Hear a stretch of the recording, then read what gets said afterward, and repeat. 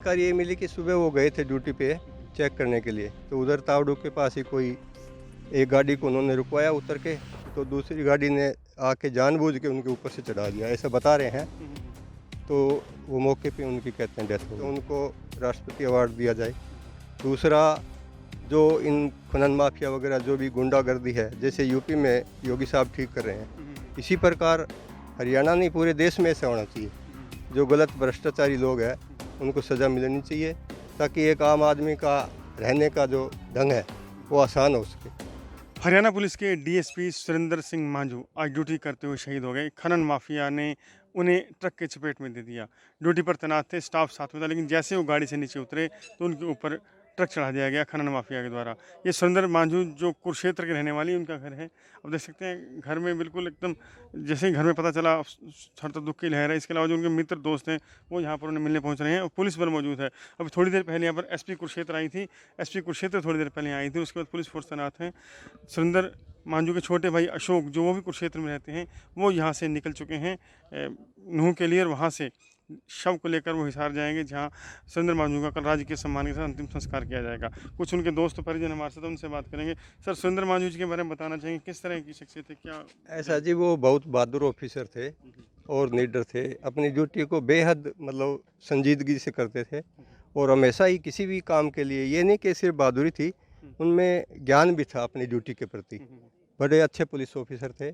लेकिन ये हमारे देश का दुर्भाग्य है कि खनन माफिया वगैरह ऐसे कई माफिया हैं जो अच्छे ईमानदार ऑफिसर होते हैं, उनको जानबूझ के मतलब उनकी हत्या की गई है। इसलिए हम सबकी, बिश्नोई समाज की और अन्य पुलिस की तरफ से सभी की सरकार से अपील है कि उनको जल्दी से जल्दी पकड़ा जाए, दोषियों को, और कड़ी से कड़ी सज़ा दी जाए।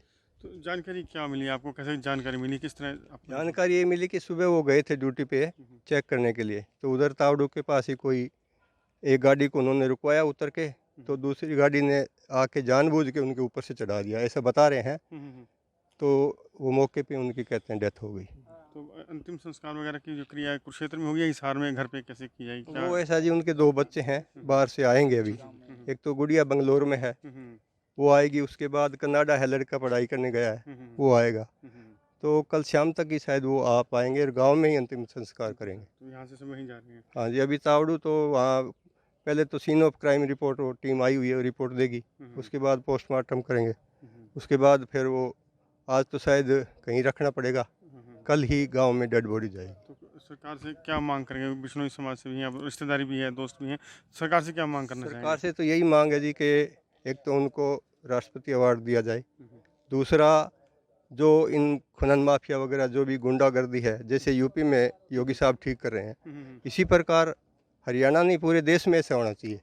जो गलत भ्रष्टाचारी लोग हैं उनको सज़ा मिलनी चाहिए, ताकि एक आम आदमी का रहने का जो ढंग है वो आसान हो सके। तो निश्चित रूप से जो अब सुरेंद्र सिंह मांझू के जो संबंधी रिश्तेदारों का साफ कहना है कि सुरेंद्र सिंह मांझू को जो उन्होंने हिम्मत दिखाई है, जो हौसला दिखाया है, और जिस तरह ड्यूटी दी है, उन्हें राष्ट्रपति पदक मिलना चाहिए वीरता के लिए। साथ ही साथ जो खनन माफिया इस तरह के क्राइम हरियाणा में कर रहा है, उन्हें भी योगी सरकार की तरह यहाँ भी सख्त रवैया सरकार अपनाए।